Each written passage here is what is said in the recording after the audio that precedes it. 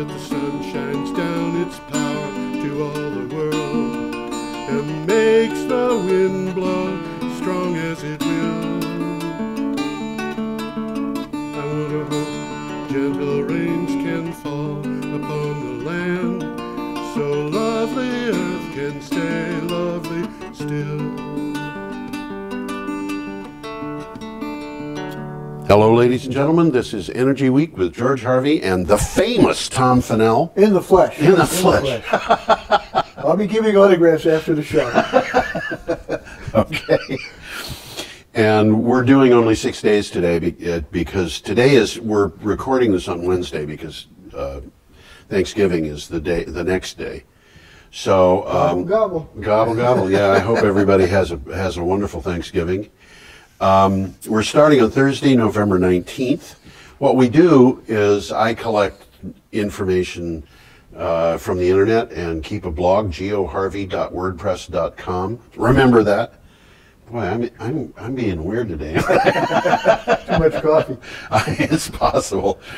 Anyway, I collect these things, put them on my blog, geoharvey.wordpress.com. I put up 10 to 15 every day. They're just news items relating to climate change and energy, primarily energy. And Tom and I talk about the ones that we think are the most interesting. And usually Thursday mornings, today, Wednesday morning, just 6 days today. So we will just start into this. First item from Thursday, November 19th is in Clean Technica. 10 years ago, Walmart made a pledge to become environmentally clean and shift to 100% renewable power. Now, a report titled Walmart's Dirty Energy Secret, how the company's slick greenwashing hides its massive coal consumption, found the company is, quote, one of the nation's largest users of coal-fired electricity, end quote. And what do you think of that? By golly. Well, whoever wrote this article is not a fan of Walmart. Evidently. I'll start off reading a little bit of it because it'll stand by itself. Walmart seems to be the store we all love to hate. We blame it for a variety of ills, including predatory pricing that undercuts locally owned stores, being strongly anti-union, and paying its employees just enough to keep working, but not enough to do so without public assistance. All of that's true, by the way. Yeah, I think it probably is. Walmart has been accused of being complicit in stocking a vast array of cheap disposable goods made in sweatshops that clog our waste stream and wreak havoc with our environment, while making huge profits that benefit shareholders to the detriment of the local economy. And the rest of the story is about what they're doing with the coal. Right. And they're not burning the coal themselves. They're buying power from the local utility. But as it turns out, in the aggregate, most of that is coal produced. Now, one thing that we should mention, just from the point of view of being fair and so forth, it is true, apparently, that one of our presidential candidates used to be a member of the board of Walmart. Okay.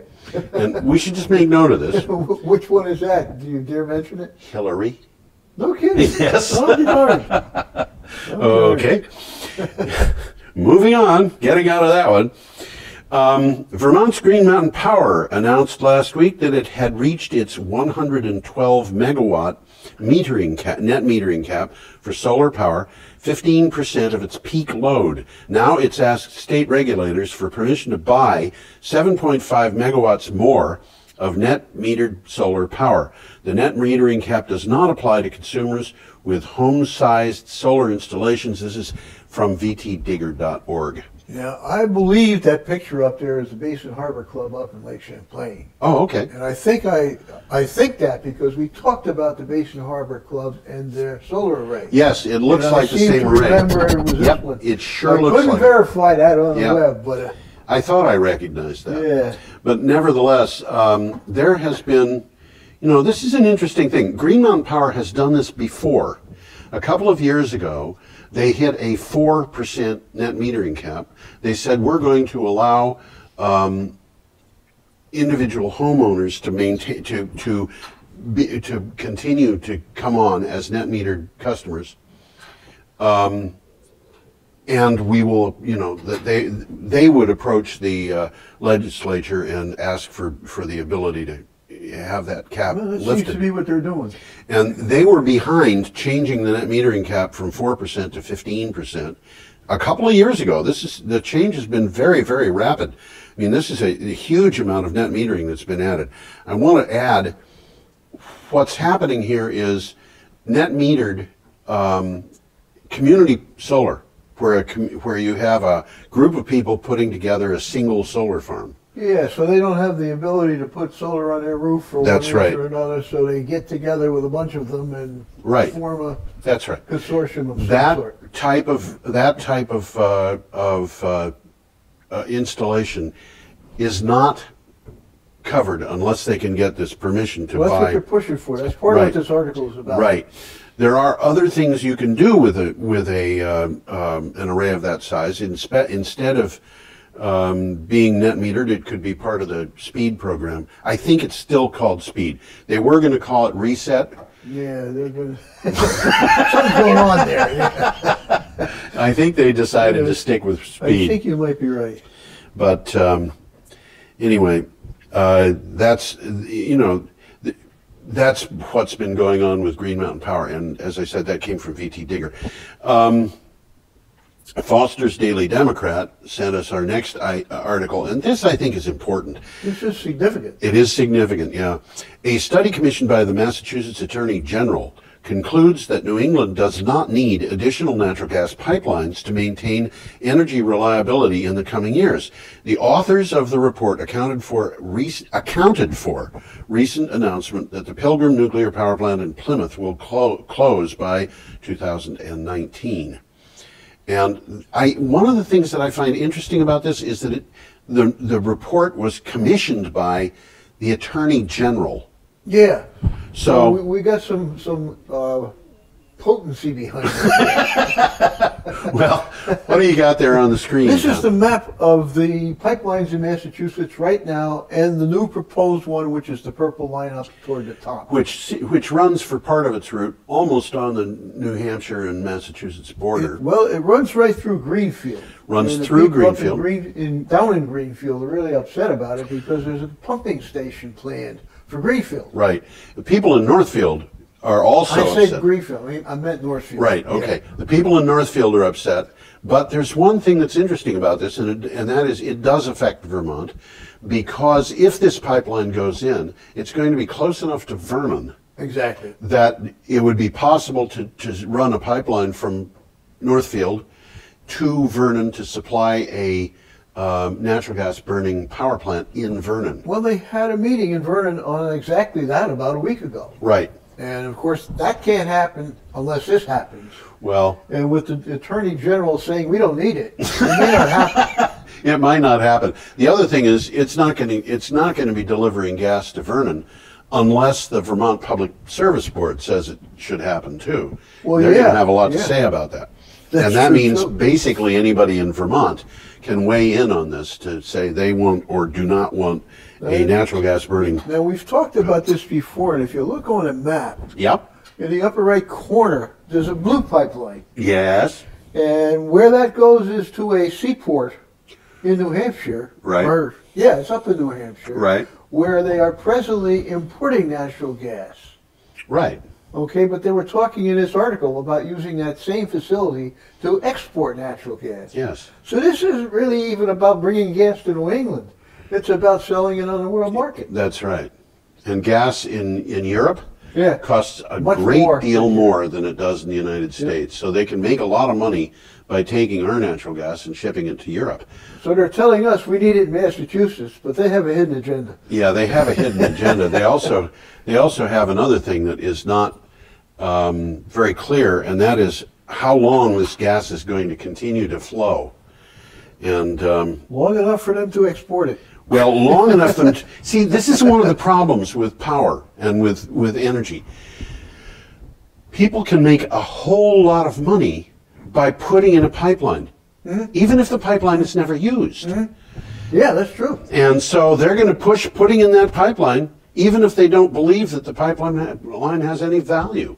So who is Kinder Morgan anyhow? Sounds like a stockbroker.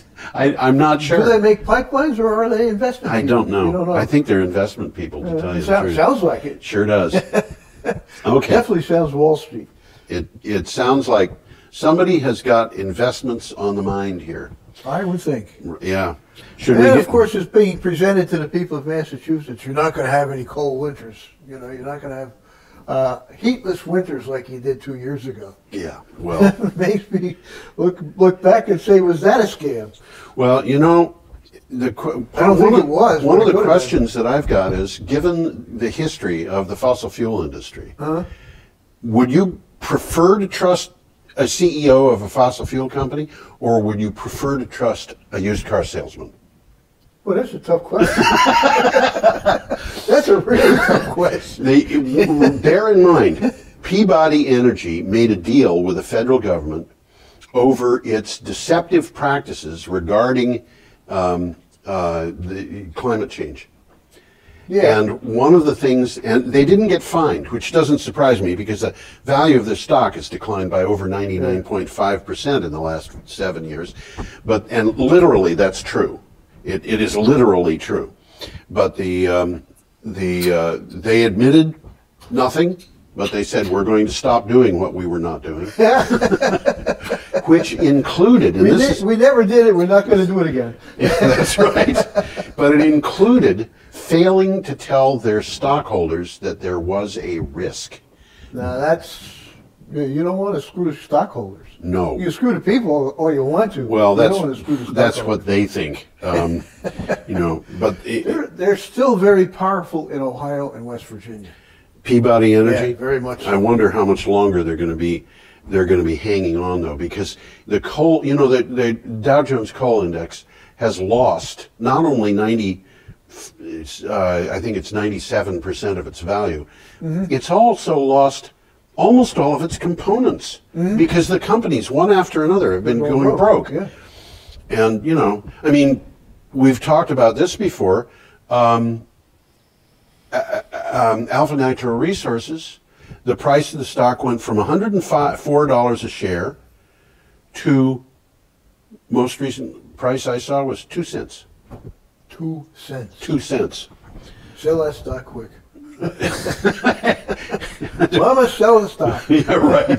Why would you sell the stock? You're not going to get any money. Well, I mean, it's better than nothing because there's going to be nothing in another couple of years. I don't think it's going to take a couple of years. But if you think about it, that means that if you put $105,000 into that stock, you would have enough money to buy dinner for 4.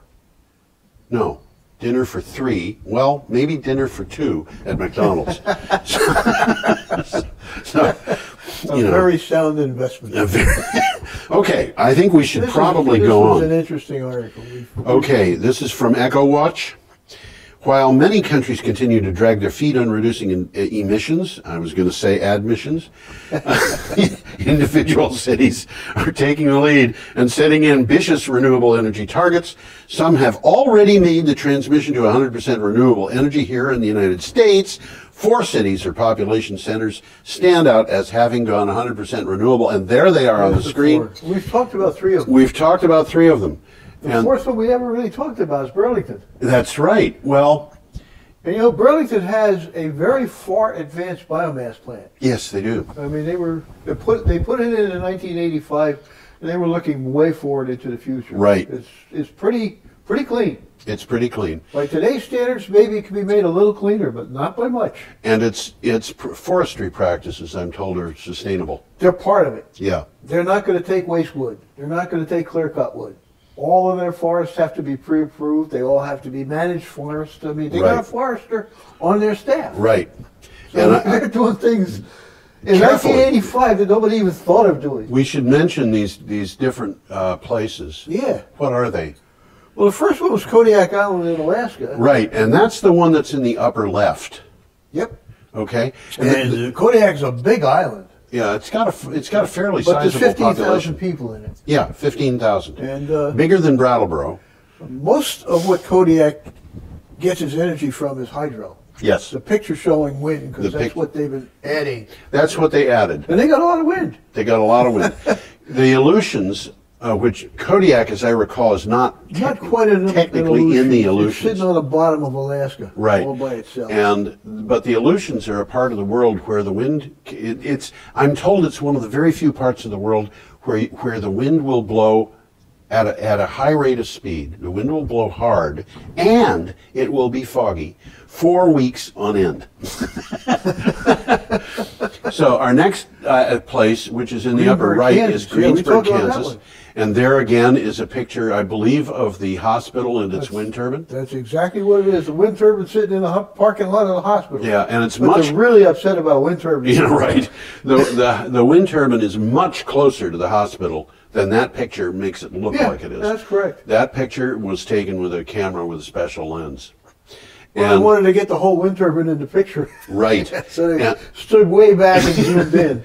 But the lower left is Aspen, Colorado. Well, before you finish on Greensburg, okay. They have 10 miles away their own wind farm. Right. And it's generating 12.5 megawatts. Yeah. That's pretty good size. It's a pretty good size. More than they can use as a town, so they're exporting. And yet they don't have any zoning in the city against wind turbines. And if you go to Google Maps and you go down on the street view, you can go through the town and see the wind turbines people have put in their backyards. And there's one in front of the used car lot. There's a There's a John Deere dealership that has two. The one of the ones that I like is the Best Western, which has three. There are three wind turbines at the Best Western to sing everybody to sleep at night. Isn't that nice of them? And the lower left is Aspen, Colorado, and the lower right is Burlington. Good old Vermont. Yeah, we ought to see if we could get somebody from the Burlington Power Company. We should do that. Yeah, it would be nice. They got something to talk about. Yeah, but they're not going to sell us electricity, so they're not going to come. Okay. Moving right along. We're moving right along. Science Alert tells us the world could be powered almost entirely by clean renewable energy resources in the space of a few decades. And whoops, what am I doing? Somebody has taken over my computer and told me that I should download Windows 10. 3 guesses who that was. I just told Bill Gates to stuff it. In the space of a few decades, and two U.S. engineers have figured out exactly how that can be done. One of them, Mark Jacobson, a civil and environmental engineer at Stanford University, has been granted 2 opportunities to speak at COP21, the upcoming climate change summit in Paris. Yep. This is from Science Alert. This is a very interesting website. What you're seeing up there is a page that comes up. Yeah. And I'll give you the link, or I'll give you a way to get to the link. Yep. Okay? It's all interactive. Yeah. You hover over a country. Yep. And that little box that you see on the screen pops up. That's the United States. Yep. And then it tells you what they propose your country can do to reduce greenhouse gases in the future based upon the history and geography of your country. Right. And it's kind of fun to play with it for a while. And by the way, I should mention, Mark Jacobson has actually done this before. And what he did before was not the whole world, it was just the United States. So I don't know if there's... we talked about that. We did. I don't know if there's a link there. I would bet there is. Well, I have a link. I had a link there, or you can go to your blog and get the link. Right. Or, and this will get it for you, Google the phrase 139 countries 100%. There you go. If you Google 139 countries 100%, it will come up. That is the first thing. numerals 139. 139. Countries. Space, or colon, I guess. It doesn't matter. Doesn't matter. Space. No, it doesn't matter. Countries, space. 139 countries, spelled out. Yep. And then 100%. Spelled out or 139? 139 countries is spelled out. Yep. Countries spelled out. And then 100%. You'll get it, and it's fun. You can, especially if you've got kids. They'll have fun with it. Yeah, and yeah. Yep. Okay. Now, Business Spectator has told us in Australia, this is kind of interesting to me. It's actually borders on being quite fun, except that it sounds kind of distressing in a way. In Australia, a 1,320 megawatt coal-fired power station has been sold by the government of New South Wales for $1 million to a former ERM power chief and a coal mining executive. As an illustration, insiders, as an illustration of how cheap this power purchase is, to replace such a coal plant with newly constructed plant would cost well over $2 billion. They got it for $1 million. Well, the article said that in Sydney, Yeah. a high-end house to live in is going to cost you $1 million. Yeah, absolutely. Absolutely. And but one of the things that I find interesting about this is they may have an ulterior motive, because this property is very valuable because of its ties to the power grid. Okay. Now, for example, if you and I took that coal plant and decided what we were going to do with it, put a bunch of batteries. we'd put a bunch of batteries there and then start making a lot of money. Yeah. They probably do. A couple of things happening here. I mean, it's privatization. Yes. It's dimes on a dollar pricing. Right. But at the same time, what these things are in fair market value right now is next to worthless. Because Yes. they're going out of business. They're good. Yes. They're not going to be producing electricity from coal in another 5 years. I think that's altogether possible. Yeah. Yeah, but one thing they could do with this plant is convert it for natural gas. Another thing they could do with the plant is convert it for biofuel. There's a lot of things they could do with the plant. So they're getting these things cheap. They're insiders. Yep. And obviously they have plans. They have plans. They think they know what they're doing. They might not. Okay, Citizen.org has told us a public citizen report, and it's called Clean Power, Clean Savings, shows that energy bills will fall in every state by 2030 as a result of the Clean Power Plan. So you're saying energy bills are going to go down? Everywhere. Absolutely everywhere. 26 states are against it. Yeah. As a result of the Clean Power Plan, compared to a business-as-usual scenario, which pays the fossil fuel industry lots and lots of money, including the states contesting the plan. The Clean Power Plan, finalized in August, sets targets for reducing carbon pollution in every state. And what we're seeing, what we saw, and what we're seeing... I didn't know you were going to say that. So. In the map is states that are blue, states that are white, states that are red. What is that? Well, it's all politics to me. Aha! This is politics. This is Democrats, Republicans, and who knows what. Actually, it's not. It's states that are suing, states that are supporting, and states that are neutral. Well, the article is saying that this is publicity because there's no chance that they will be able to overcome Obama's veto. Not only can they not overcome Obama's veto, but they would have to overcome one other thing too. Which is? The Supreme Court told the EPA to come up with a plan. How do they overcome that? So they're going to go to the Supreme Court. The Supreme Court says, see, we told you. Absolutely. That's what it's going to be. Wow. States suing, this is a quick takeaway, the states suing to block the Clean Power Plan are acting against the financial interests of their own residents. Well, they're also acting against the opinions of their own residents. Oh, yeah. The majority of Republicans in the United States support the plan. Well, they're going to save money on their electric bill. This is the takeaway. These states are looking out for the big polluters and dirty power companies instead of working families who can't afford higher electricity bills. But we're not going to see them admitting that. Okay, should we move on from there? Move on to the next Saturday, November 11th. Oh, this is November 21st. This is an interesting one. We're not Tech going to Insider. spend much time on it. Yeah, we can't spend time on this. It's a beautiful thing. I'm going to strongly recommend to anybody who hears this that they go to my blog, geoharvey.wordpress.com. There's a link to Tech Insider on Saturday's November 21st blog entry, and this is a photo thing. There's a 20 photograph slideshow. We're gonna contact Tech Insider and see if we can get permission. If we can get permission to do it, we'll run it as a special. The thing I've got at my blog says Spain has made renewable energy a top priority and the investment has paid off. 42% of Spain's electricity is coming from renewable sources, was coming in 2013. The majority comes from wind power, but solar provides 13% of the country's energy and is growing. Spain is also home to the largest solar farm in the world. That's this one. That's this one. I'll tell you real quickly what it is. It's solar thermal. Yep. It's not photovoltaic. It's been there since 2008. Yep. So it's well tested. Well tested. And has been expanded since they started it. Right. Since they did it, because it was working so well. Yep. And what these things consist of is these huge, long, parabolic mirrors.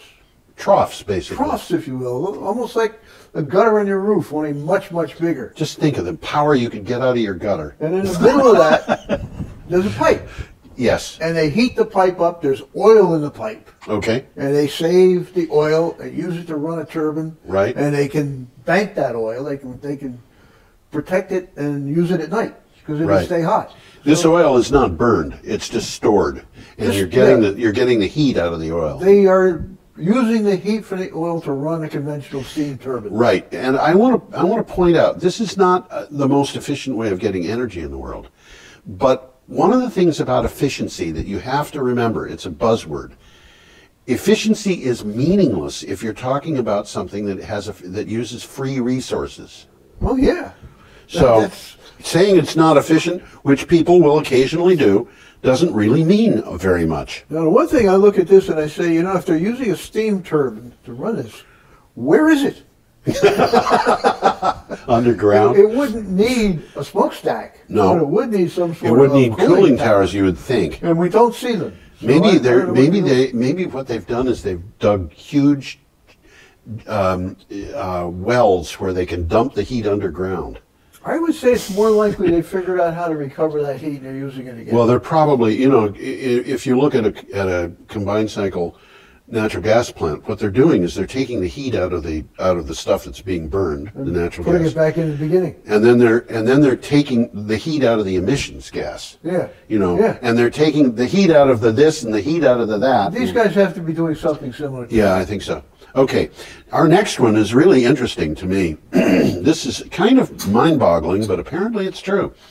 By adopting, you live with a life. Yep, by adopting bicycles and electric bikes for just 10% of urban trips, we would save some $24 trillion between now and 2050. This is worldwide, as well as reducing greenhouse gas emissions from motor vehicles by about 11%. According to a report from the Institute for Transportation and Development Policy, about 6% of urban trips are already on bicycles. So that would be Well, just... you go over to places like Denmark, and everybody's riding around on a bicycle. Hey, I ride around on a bicycle. I don't have to go to Denver. But you're not everybody. No, I'm not. I'm just too poor to have a car. Anybody who's too poor to have a car, I strongly recommend a bicycle. I inherited some money. I had a choice. Buy a car or electrify the bike. I electrified the The bike. guy I live with has just gotten rid of his car, and he's running around on a powered bicycle now. Yeah, I mean, I live with him. He lives in my apartment house. yeah. And Dave Cohen, who is local, is very much behind that. He's big on electric bikes. Yeah. They in Brattleboro is very hilly. Here someday. Yeah, we've talked about it. He just, his mind is like a buzz. Okay, should we go on? I think so. EV Obsession told us that the city of Portland, Oregon has unanimously passed a new resolution to block the expansion of new fossil fuel storage and transport activities in the city. The resolution is the first of its kind to be passed in the U.S. and represents a pretty big victory for activists concerned about climate change. It has served as an example. This funny looking picture on the screen. Yes. I was trying to figure out what it was. Okay. And it's the city flag of Portland. I was going to say it looks like a flag, but it looks like a weird one. But there's some symbolism there. Okay. Because downtown Portland has a central square. Okay. There's 4 highways or 4 roads Yeah. that surround that central square, and there's rapid transit on each of the roads. There's like trolley cars. Okay. So you can get from almost anywhere in Portland via public transportation to that central square. Neat. It's neat. And then you can get from the central square to just about anywhere in Portland. Well, anywhere downtown. Yeah. You know, all the offices, all the important buildings. Right. This is all within walking distance of that central square. Yeah. And during lunch hour, everybody's eating lunch in that central square. Well, I want to move to. No, I don't. I'd rather stay in Brattleboro. No, Brattleboro's a nice town. Brattleboro's a nice town. Portland's a good town. Yep. Every time, you know, once in a while, very often I think about Jimmy Carter and kudzu. And when I say Brattleboro's a nice town, this is what it reminds me of. Jimmy Carter was talking about kudzu, which of course has overrun Georgia. It's everywhere. It's a really horrible weed. And he says, you know, down in Georgia, we got the greatest plant. It's called kudzu. It's got a beautiful flower. It's very fragrant. Anybody who comes to Georgia can have free kudzu. But people can come to Brattleboro and really enjoy it. That's what I'll tell people. Is there anything, can you eat kudzu? Actually, it's used for fodder for cattle. Uh-huh. And it grows so fast that it's used for stabilizing the soil in areas that have just had the areas that need soil stability. Yeah. So it's valuable if it's in the right place. But the problem is it doesn't stay in the right place. It's much worse than Jerusalem artichokes, you know, which have got a value, but once you get them in your garden, they can take the garden over if they like it well enough. Okay, Sunday, November 22nd. This is an interesting story. Press Herald. 2 years ago, a global energy company abandoned plans to build a $120 million pilot wind farm off Maine's coast, following opposition from Governor Paul LePage. Remember that name so that you know who not to vote for. Now it's moving ahead with a similar project in Scotland, of all places. Well, the decision. Pictures here. I'm going to try. And okay. The decision. They're bigger than the screen, but. Well, this is an interesting picture because it tells you, you know, it's just a graphic, but it tells you this is a good picture how these things are built and why it's a pilot plant. You can build these things anywhere you can tether them. Yeah. And there's a lot of wind over deep water.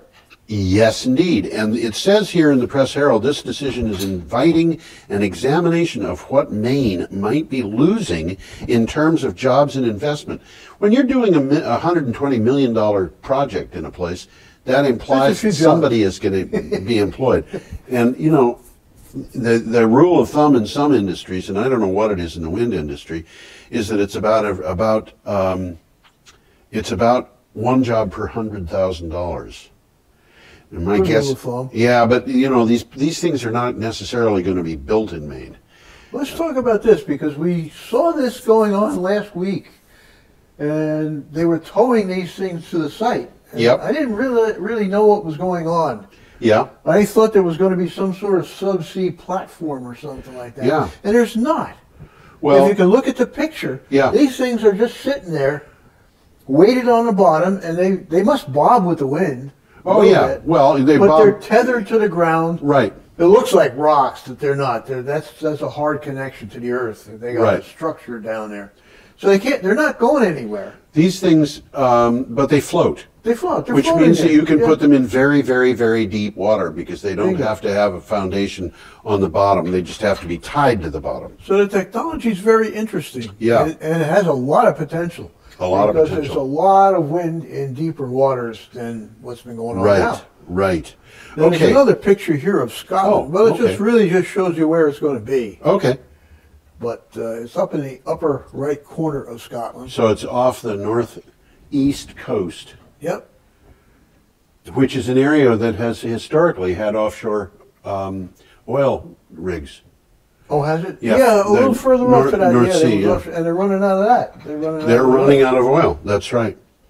When I was a kid, my older brother was involved in. He was very interested in the stock market, and he talked me into investing with him. I had a tiny amount of money in a company called Ambassador Oil, and the value of Ambassador Oil suddenly jumped about 100%. Oh. Yeah, and then the company went out of business. Oh, well, boy. It didn't go out of business; it was sold. Yeah. And the reason was because it owned the leases on the North Sea oil. I'll be darned. Yeah. So he knew what he was doing, didn't he? I invested $60 or $70 in the thing, and made $60 or $70. It was a big thrill when I was 10 years old. There's a little backstory here. Yeah. Statoil made a deal with Maine to put these up there because it had an ideal location. Yeah. But they couldn't put a lot of them in there. Meanwhile, Governor LePage. Yep. He pushed some legislature that would favor something that the legislature had picked up that was being done by the University of Maine or something like that. Okay. And all of a sudden, Statoil is sitting out there in a call and said, "What's going on here?" You know.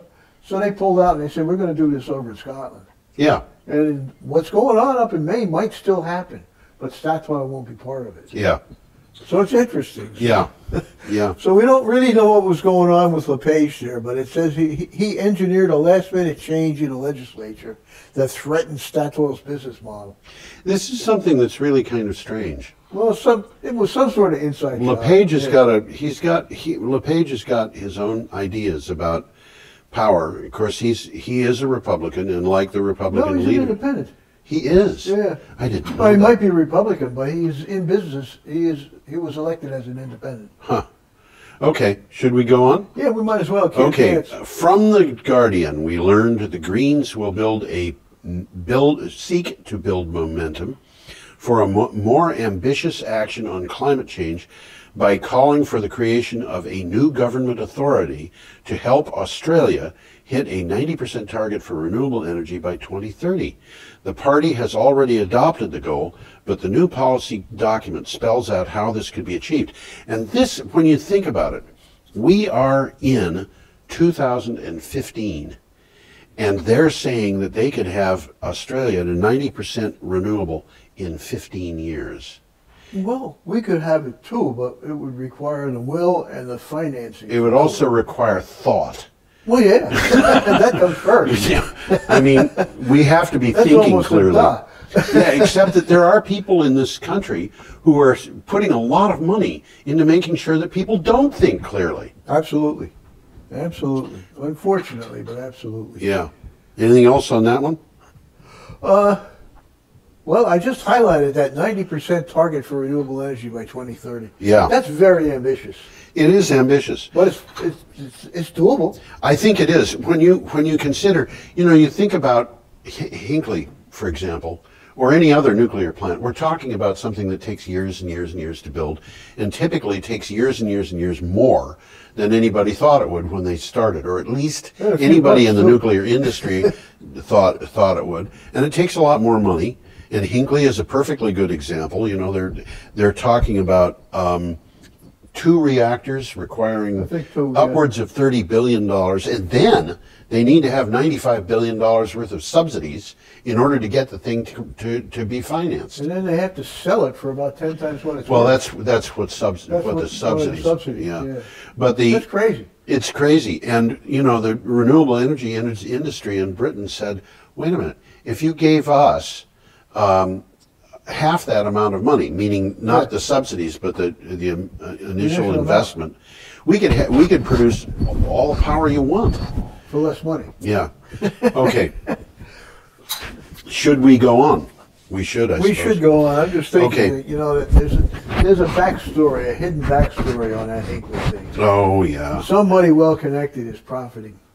I think it's more than one person. I'm sure. Yeah. Well, somebody is a generic term. Yes. Okay. Our next item is from The Hill.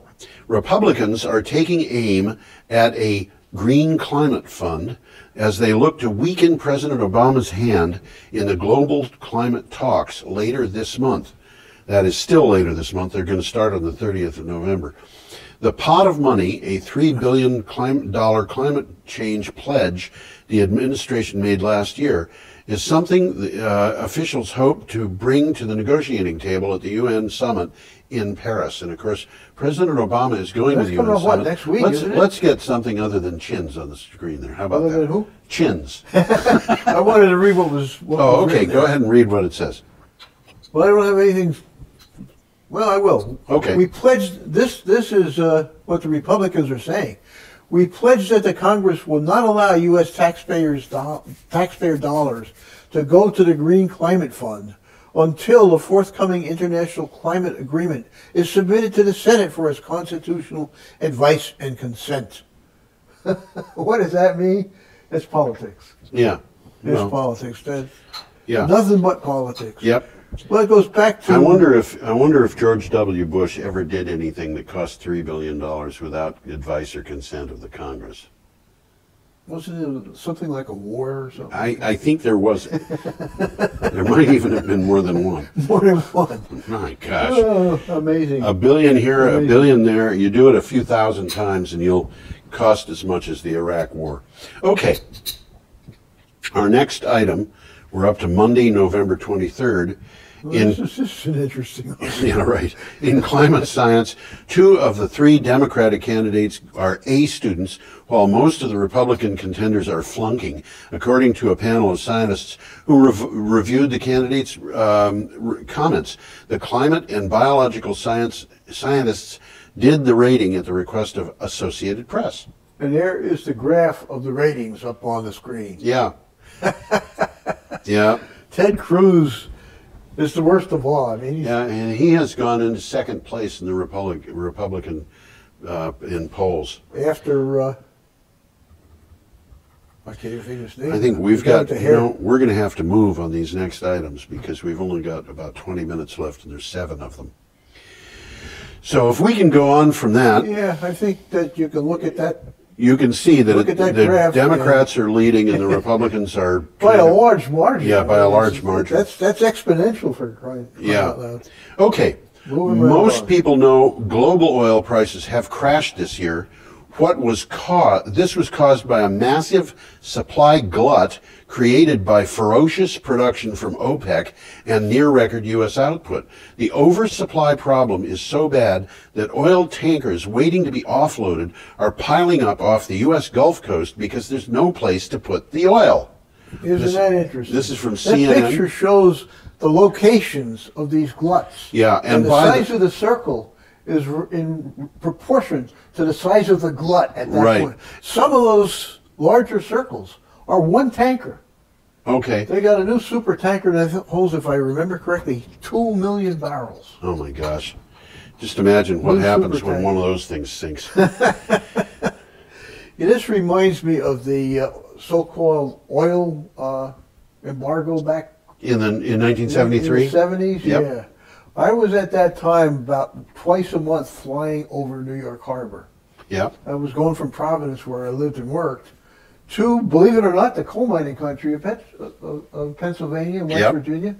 And I was calling on coal mines. Yep. But the point is, I would be flying over New York, and here we got these long lines. Gas stations only open 1 day a week, 2 days a week. Right.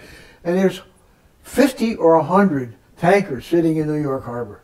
And this happened week after week. And nobody even mentioned that in the news. But those, Were those tankers full or were they empty? I'm sure they were full. Why would they be sitting there if they were empty? Because they didn't have any place Didn't to have any go. place else to go. I guess. I don't know. I assume they were full. Yeah. But there was many of them, and Well, we had no oil. I will tell you, I did predict the oil crisis of Did you? 1973, and it was based on an event that took place that spring that told me that our oil inventories in this country were low, and that it just wasn't being told to anybody. But I'll go into that some other And time. then the Saudis started playing games. Yeah, we don't have time to go into that story. This is I a will good go article into it. that we're going to be Okay, talking about. this is from Irish Times. Battery costs are falling to the point that they may be that they are becoming increasingly viable as an option for uses such as supporting the stability of power grids. Now, electric storage installed on the grid to support renewables is likely to grow more than 60-fold. Say that again. More than they're saying batteries will grow more than 60-fold. That is, they will be 60 times as much of them as important, and that is from 196 megawatts of capacity now to 12,700 in 2025. That's 10 years, according to Navigant, and that is in Irish Times. Well, they're cheaper than peaking plants Oh yeah, to build, yeah, and much, much cheaper to operate. and they Plus, come they online instantly. They come on instantly. Yeah. And you know, I mean, they've been around for a long time, but now they're taking over. Battery technology is catching up to the demand. Yep. And the next 10 years is going to be very historical, really. Right, I think so. And Tom and I are talking about doing a special just on batteries. You know, the two of us. Well, they're getting so timely. Yeah, the two of us being experts on batteries. By the time we have a show, we will be experts. That's for sure. Yes. Okay. The next from the Jakarta Post, for the first time ever, over half of all annual investment is going into clean energy power generating projects globally. I'm sorry, I'm going to have to read this again. For the first time ever, over half of all new energy investments into clean energy power generating projects globally went toward projects in emerging markets rather than wealthy countries. Emerging market investments in renewables hit a record high of $126 billion in 2014, up 35.5 billion from 2013 levels. What nations are we talking about here? Well, China is one of them. Well, I'm going to tell you that because I got a list. China, yep. Not necessarily in this order, but probably. China, yep. India, Pakistan, Brazil. Okay. Chile, Mexico. Yeah, this looks like in order of probably size. In order, yeah. Mexico, Kenya, Tanzania, and South Africa, as well as dozens of others of smaller nations. Right. And you notice that a couple of those countries are Latin American. Yeah. There's a lot of stuff going on in Latin America. Mexico, Brazil, Chile. And Argentina is seeing a lot of stuff too. Latin America has been fortunate in having the terrain that favors a lot of hydro.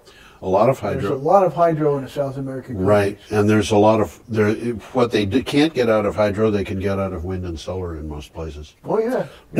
Okay. They have sun too. We are up to Tuesday, which because today is Wednesday, Tuesday was yesterday, November 24th. The Ecologist told us sooner than it takes to build a nuclear power station, lithium air batteries could be helping wind and solar to make coal, oil, and nuclear obsolete. Yeah.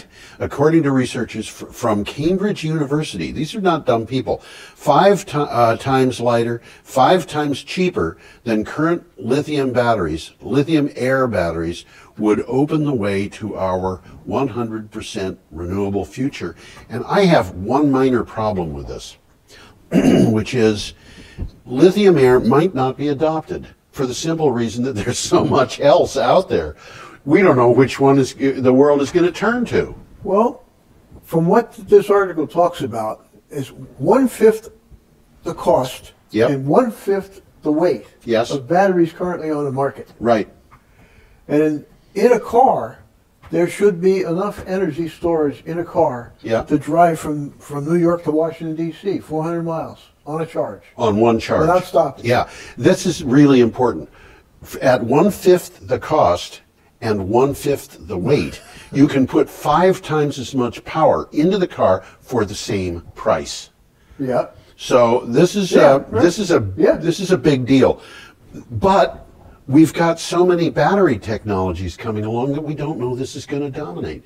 Is that bad? It's that bad. You know, as much as we every once in a while we give ideas about investment, like before you invest in fossil fuels, think about what you may be losing in batteries. Yeah. I personally, and of course I'm not an investment advisor, but I personally would not invest in this. Yet.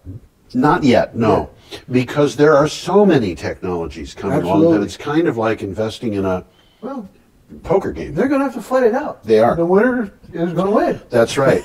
But what it means for the rest of us is a big change in the future of energy.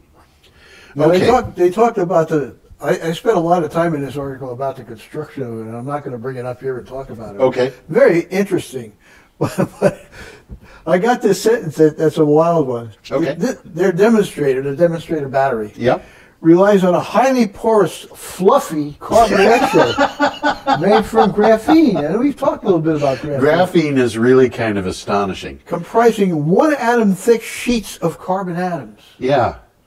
1 atom thick. Yeah. And basically they're rolling these things up into a cylinder. And you know, as you think about what they're doing these days, I wouldn't be surprised if they didn't come across with new kind of graphene that's only half an atom thick.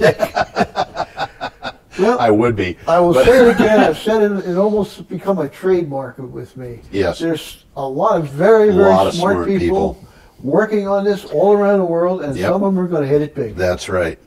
Okay, digital journal. The EU's renewable energy requirements are forcing coal-based power plants to use biomass fuel. Swaths of woodlands in the southeastern United States are being cut down to fuel the biomass boom across the Atlantic. A report by the Natural Resources Defense Council points out that 15 million acres of unprotected forests are at risk. This, I think, is unintended consequences. It sure is. I mean, they're denuding our forests because our wood is cheap. Yes. And they're saving energy, they're saving carbon in Europe. Yes. So how do you get it from Alabama to Europe? Well, by you put it on a ship. On a ship, and the ships are not regulated according to their carbon emissions or the other pollution. They're emitting all sorts of carbon. And you know, in the case of some of these very big ships, one ship can do as much pollution as 1 million cars. Wow. Yeah. Wow. You know, we've got to start regulating ships. You know, and the UN is going to have to be involved in that. Yeah. Well, obviously, the reason why they have managed to escape it is, again, they're operating off coast. They're in international waters. Yeah, but you know, and when they come into American waters, they can say, okay, turn on the other power plant, guys. Let's do it on a battery or whatever. And some of these ships are registered in countries that don't even have access to the sea. Yeah. Something's wrong with that picture. That's right. Well, you know, there is such a thing as the Swiss Navy. Is there? I think there is. There used to be an Austrian Navy, and that was a very big deal, but Austria had seacoast in those days. Uh-oh. I hear a phone. Yeah. That's a reminder. This next one from Newser is truly important. Let's pull it up. Alliance CEO Oliver Beatty, and I don't know how to pronounce his last name. I don't know. Said the company will no longer invest in companies if more than 30% of the sales come from coal mining or if they generate more than 30% of electricity from fossil fuel. That's very interesting. From the fossil fuel, coal. Alliance manages about $1.8 trillion in assets. No, it's 1.8 trillion euro. Euros, I'm sorry, which is about $2 trillion.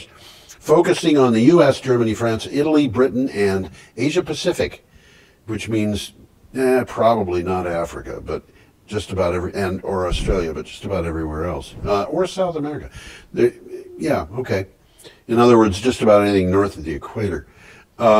That's big, but it's not a surprise to me, because the insurance industry is so badly hurt by coal. The insurance industry? Oh yeah. Okay. Yeah, they are hurt by coal because they have to make good on all the damage that's done by climate change. That are forcing the issue. Yes, and that if you look at the fossil fuel industry and you compare it with the banking industry, which is hurt by carbon emissions, and you look at the insurance industry, which is hurt by carbon emissions. So you got on one hand investors that are losing money. Yep. Well, because their investments are going sour, but they want to keep that flow of dollars. They want to keep the flow of dollars. But on the other hand, you got insurance companies and bankers that are losing money. That's right. Because these companies are going out of business, or because the insurance companies have to pay for the damages. That's right. And the damage in the insurance industry has been multiplied from catastrophic weather events, has been multiplied by 5 times in the last 3 decades. They're paying out 5 times as much money. And these companies and are that's pretty adjusted powerful. and that's adjusted for inflation. Huh. This is a very big deal. And you know, what I'm seeing at any rate when I look at the news is more and more a matter of, on the one hand, you've got the fossil fuel companies, and on the other hand, it's not the renewables industry. It's not the tree huggers. It's not the tree huggers. They're there. Yeah. But more and more, it's money. Yeah. And it's money that belongs to banks. Yep. It is happening because mortgages are going bad because the insurance industry will not insure property that's in a 500-year flood zone in some places. Oh, yeah. And we're talking about mansions, beautiful mansions with ocean front, which are just being abandoned because they have no value. They can't get insurance. They can't get insurance, so they can't be sold, so they wind up belonging to a bank that can't sell them. Yeah. And, you know, never think about this kind of stuff. Well, we don't second hear. and third order consequences here. Yeah, that's right. And these companies, I mean, how big is the banking industry? It's pretty big. It's pretty big. Okay. Probably the biggest industry in the world. I think oil and gas are. Yeah. And who owns the oil and gas? Well, see, that's the thing. As the banking industry is being hit more and more by this, they're going to do one of two things. They're either going to ditch their holdings in oil and gas. In other words, they're going to divest. Yeah. Or they're going to walk into the boardroom or into the stockholders meeting of the company and say, you know what? We've got to stop sustaining the losses you guys are putting on us. So we're going to pull out. If you don't start doing something about it, we're going to see big changes in the not very distant future because of events that people are not expecting. Mm-hmm. And they are events that are going to play out at the cost of the oil and gas industry. Some of them are going to be things like Exxon being taken to task for its the deception that it. I mean, Exxon is being accused of deceiving its own stockholders. That's a no-no. That's a no-no. They can deceive us all they want to. No, that's not true. What they did to us was their scientists told them in 1979. Yeah. And of course, that means that before 1979, they hired the scientists to find out. Which meant they already had suspicions, which is not a surprise because over 50 years ago, Lyndon Johnson had a bunch of scientists openly and in front of everybody hand him a note, it was a report, saying, we got a problem, and the problem is carbon emissions are going to cause climate change. And of course, the government didn't do anything about it, the press didn't say anything about it, the people in the country didn't know about it because nobody said anything about it, but the people at people at Exxon said, oh, we better find out about this. And they hired their scientists, and the scientists told them, yes, there's a problem with climate change. It's going to happen because of our product causing emissions. Mm-hmm. And the scientists said, we've got an ethical requirement to disclose this to everybody. Mm-hmm. So the board said, no, we don't. We've got an ethical requirement to protect the investments of our investors. So what we're going to do with this information is we're going to figure out what property it makes more valuable. Mm-hmm. And then we're going to hire scientists to deceive everybody. We've got 2 minutes left, and we should get to our next one. I think we only have one item left. Yeah. So we'll go to that. It came from Clean Technica. By the way, that thing on Alliance is from Newser. A research study found that using more solar power in Arizona would save 15 billion gallons of water annually. Most of the water used in Arizona is for agriculture, but another common usage is for cooling natural gas, coal, and nuclear power plants. Obviously, operating rooftop solar does not require water. Duh. So I think on that note, and with this picture of Arizona, we will retire for the day. Is that okay? Or you have something to say? The water in Arizona doesn't have much water. Not a lot. Okay, but what is happening is there's two very large hydroelectric dams on the Colorado River in Arizona. Hoover Dam is one of them. Yep. And we've shown some pictures. We have indeed. It's sad. The bathtub ring. Bathtub ring. Well, I don't know how many feet tall that is, but it's like. But this is also kind of almost it doesn't make sense. In Arizona, which is noted for its sun, they have very little solar power. Yeah. Now that's going to change. That's going to change, but the reason for that is politics. Yep. That's what it is. Yep. Why is New Jersey the number 3 state for solar PV installations? Why is it New Jersey after Man, California? this is sunny New Jersey, isn't Sunny New Jersey, huge amounts of land, sunny New Jersey, after California and Texas. And why does Oklahoma have more earthquakes than California? it? But New Jersey, most of that solar is privately owned. Yes. There's people doing it themselves on their rooftops. Tom, we should say goodbye. I think we should say Yeah. goodbye. Let's click let me the pull magic them up, clicker. so where are you going to pull me up? Ah, there we go. There we go. Okay. Bye, everybody. Its power out to all the world and makes the wind blow strong as it